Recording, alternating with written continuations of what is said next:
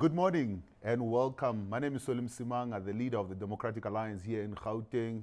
With me, I have the mayoral candidate of Johannesburg, Cllr Mpho Phalatse, who is going to be talking to us in a couple of moments. And to my left, I have the chairperson of the Democratic Alliance and also the shadow MEC for Roads and Transport in Gauteng, Mr. Fred Nel, who is also going to be briefing us in a moment. But I think this morning, I just want to give you a bit of a background in terms of why we had decided to call this press conference here. You would know that we've had an issue about e-tolls, for over a decade now, and we've been trying to get to the bottom of this particular issue, and we haven't been succeeding. But this is something that we are now continuing to press, not only because it's election time, but it's something that we still feel that it's an unjust system, an unwanted system, and a system that needs to be corrected. Now, let me just give you a bit of background so that you understand where we're coming from and what we need to do now going forward. The e-tolls was conceptualized in 2008 and went live in December 2013 to help fund the 20 billion rand upgrade program. This was also done by the Gauteng Improvement, or it's called the Gauteng Improvement Program. Cllr also did embark on a so-called extensive public participation.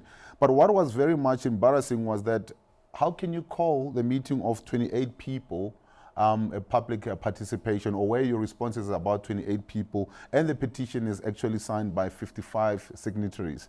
This cannot hardly qualify as a public participation. But over and above that, despite the poor public participation processes that Cllr undertook, they went ahead and implemented the issue of e-tolls.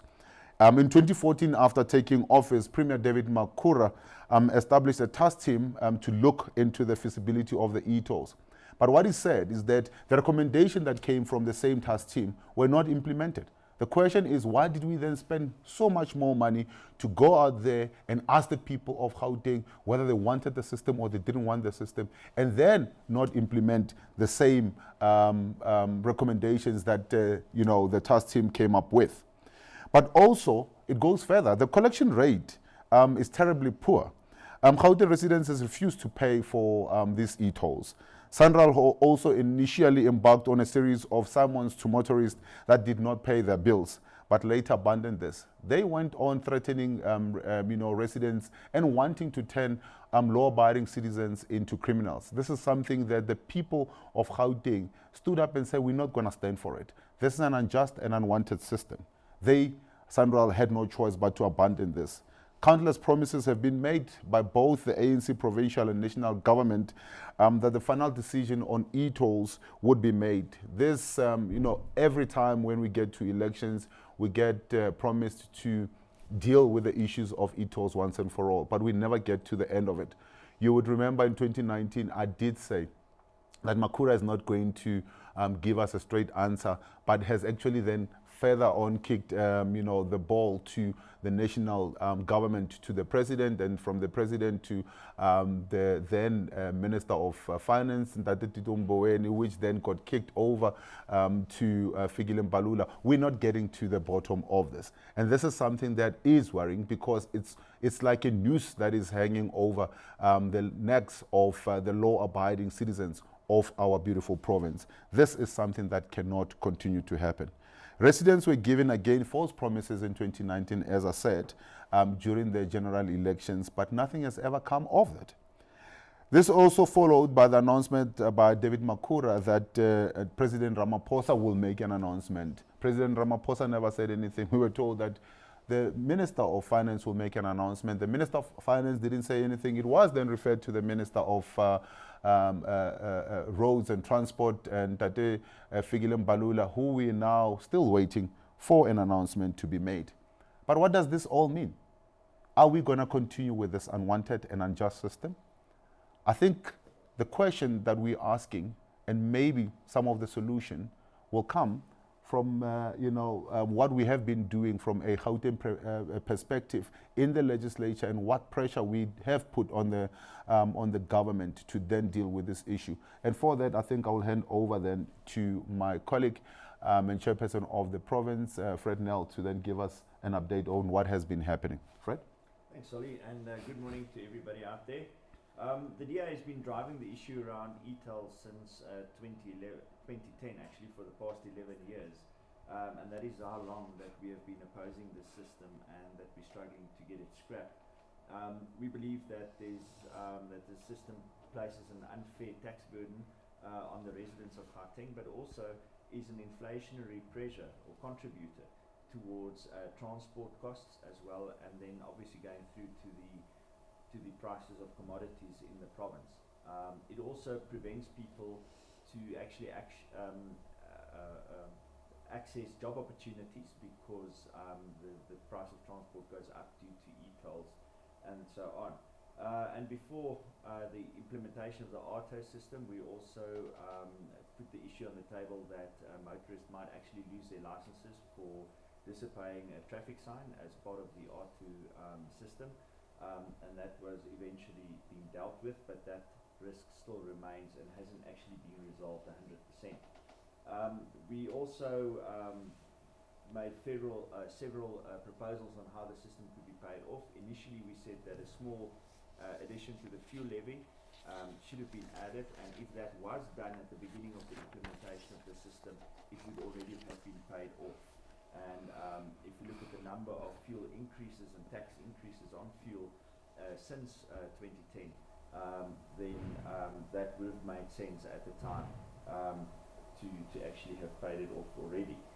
We've also initiated several motions and debates in the House, in the Gauteng legislature around the issue, and we've also called on Premier Makura to declare an intergovernmental dispute with government, which he refused to do. So between the fuel levy and even a motor vehicle license income, we could have paid this system off a long time ago already. But our concern is that the ball is being kicked for touch all the time. Just before the 2011 elections, the ANC decided to postpone the implementation of e-tolls. After the 2011 elections, it was implemented. Just before the 2014 elections, they came with promises again. And then again at the 2016 elections, and thereafter the ANC finally took a decision in Gauteng that they opposed the system, and ahead of the 2019 elections they also made promises. So every time before the election comes, they make promises, but the system still remains after the elections.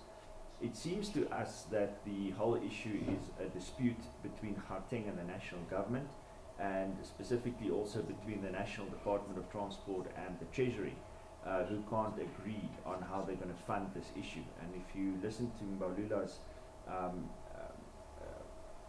expressions on the issue of e-tolls, he seems non-committal as to whether it's going to be scrapped or whether there's going to be a hybrid system. And it seems to us that he is edging towards a hybrid system, in other words, that e-tolls will stay, and possibly an unfair burden placed on certain sectors of the economy to carry the cost of e-tolls in order to assist motorists not to pay it. We say that is wrong. We want the whole system scrapped in total, and that is why we still oppose it, and we will continue to oppose it, even though we've been dealing with this issue for 11 years. We will continue another 11 years if necessary. Thanks, Solly. Thank you very much, Fred. You're raising quite a number of issues. Where is the money that is supposed to, going to the fuel levy and the tax that is not supposed to have been used to the upgrading of these roads? Where's that money? Why isn't National Treasury talking to that? These are some of the things that we are going to need to be getting answers from. But before maybe we engage further on that, I want to hand over then to Dr. Phalatse to then tell us what they've discovered in Johannesburg and what they intend doing with relations to the e-tolls there. Mpho? Thank you so much, Sally. Well, any mayor of a municipality has a responsibility to make sure that residents are protected, particularly when it comes to them receiving services from the municipality. Now, we've seen in this past weekend that a mayor like Mpho Phalatse, who lied to residents about City Power's capacity to protect residents from stage 1 and 2 load shedding, is not being a responsible mayor. Now, should I be elected to be the mayor of Johannesburg, I plan to be a responsible mayor. I plan to protect residents by making sure that they receive the services that they should be receiving from the municipality. And I plan on making sure that all money that is owed to the municipality is collected, because you cannot render services without collecting money. Joburg residents are already being shortchanged. A lot of our ratepayers are feeling exploited and abused by the city, by the system, where they're paying so much in rates and taxes and they're not receiving value for money. They get to suffer constant outages, whether it's water outages or electricity outages. Now, municipalities get their revenue from different sources. They get it on the one hand by collecting rates and taxes. They also receive from equitable share through the division of revenue, and they also receive grants from other spheres of government. But when a municipality does not receive money, it therefore cannot render basic services to residents. Now, what's happening now is you get provincial and national governments, or provincial and national departments or entities that are within the city of Johannesburg, operating within the city of Johannesburg, consuming water, electricity, and other services within the city of Johannesburg, and simply not paying their bills to the city of Johannesburg. And the city has just discovered that SANRAL, where it operates within the city of Johannesburg, is owing money to City Power, yet they continue to receive electricity from City Power. And what this means is that the Joburg resident is the one that is paying for the electricity that's keeping SANRAL e-tolls on. But what it also means is that because City Power is not receiving revenue from SANRAL, that the Joburg resident is not receiving services because of the revenue that's not coming in. You know about the outages that our ratepayers are experiencing on a daily basis. That is as a result of money that's not coming in. We've got an infrastructure backlog that we're unable to address because we've got insufficient capacity to address it. And this is because of instances such as these where SANRAL is not paying their bills, yet expecting the Joburg residents to keep their gantries on.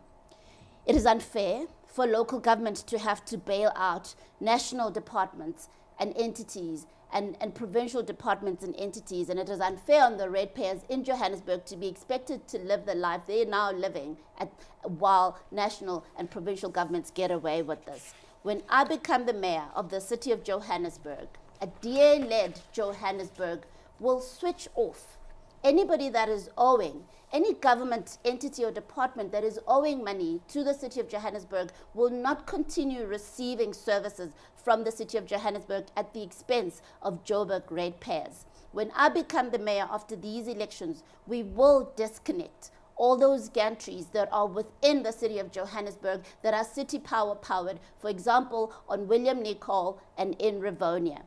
However, we won't stop here. A DA-led Joburg will clamp down on the culture of non-payment that we have seen for so many years. Any government department, any entity, any company, or any resident that can afford to pay, that is within the city of Johannesburg and is not paying for services, will be cut off. The revenue that belongs to the city of Johannesburg must be collected. Services must be provided.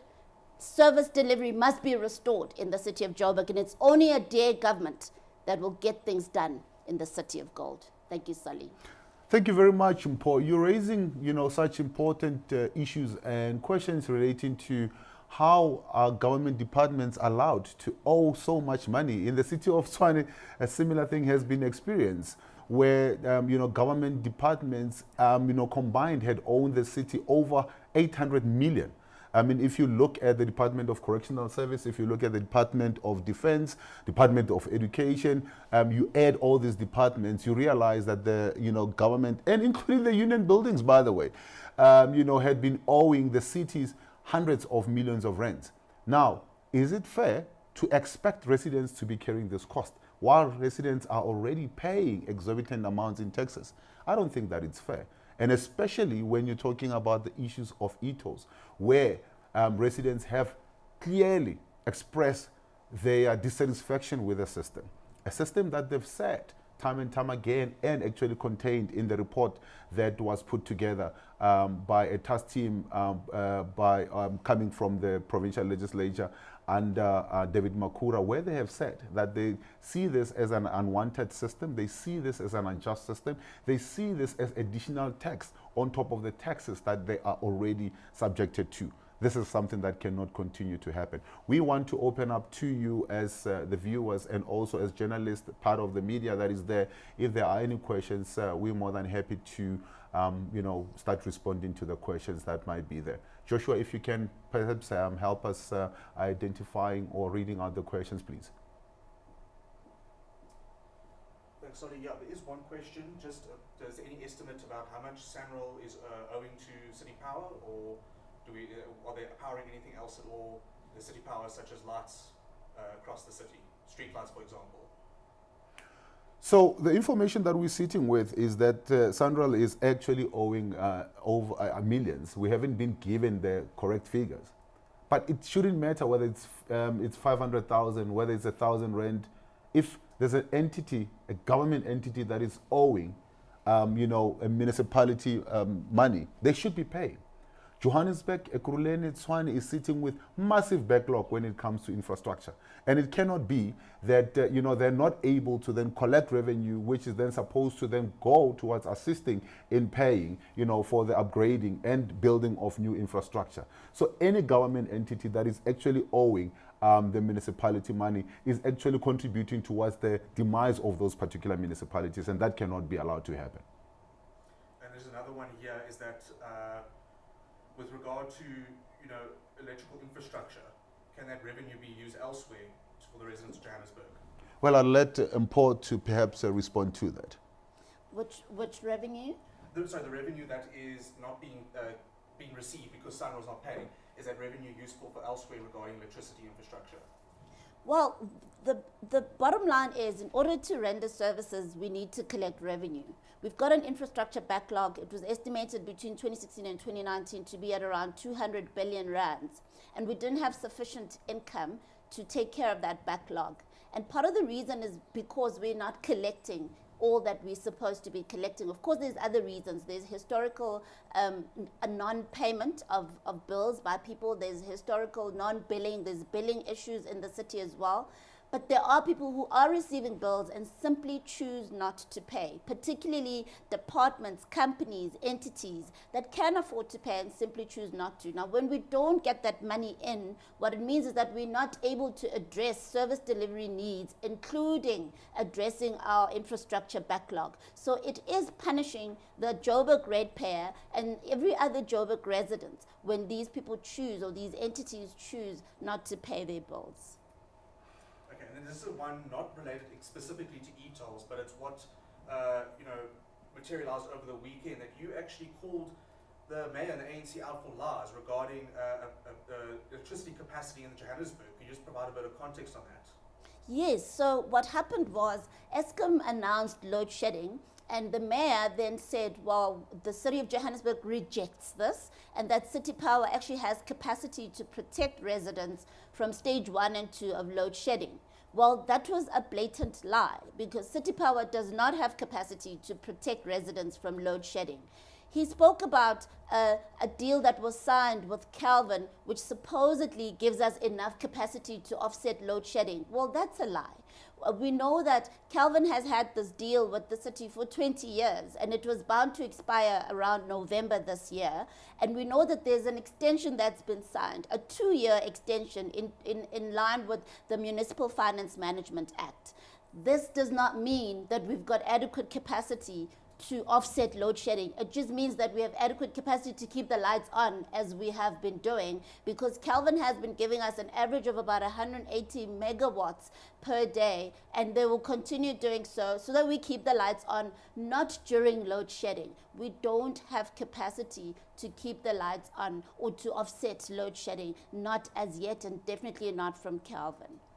Okay, just one more question here. It is also related to electricity and load shedding. You're calling out the ANC here for essentially lying to voters about load shedding, but what can the DA do to perhaps better the situation should you be elected to govern Johannesburg? So the DA is already at the forefront of the battle to get municipalities to be Eskom free. In the Western Cape where we govern, we've got a pilot project which involves 6 municipalities looking at how to get those municipalities to be Eskom free and to be load shedding free. Stellenbosch, for instance, is almost Eskom free and is almost load shedding free.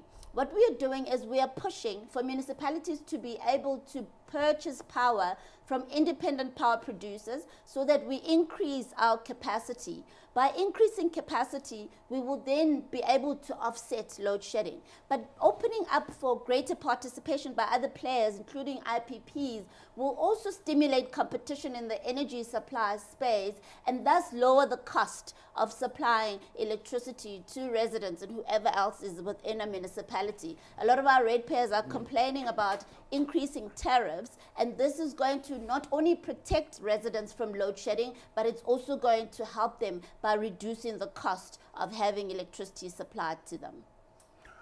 Well, thank you very much, Mpho, for that comprehensive response. I want to then hand over to Fred for his last comments before we close. Yeah, thanks, Solly. Look, I think that the e-toll issue needs to be resolved very, very soon. We need commitment for it to be scrapped. Once again, the ball has been kicked into touch until after the election, and I think it is about time that the voters of Gauteng stop being misled on the issue of e-tolls and make their cross against e-tolls in this election. And this is the shining opportunity to do so. So please use that opportunity. Thank you very much. Mpho, parting shot? Yes, absolutely. I think we can all see people are exposing themselves for who they are.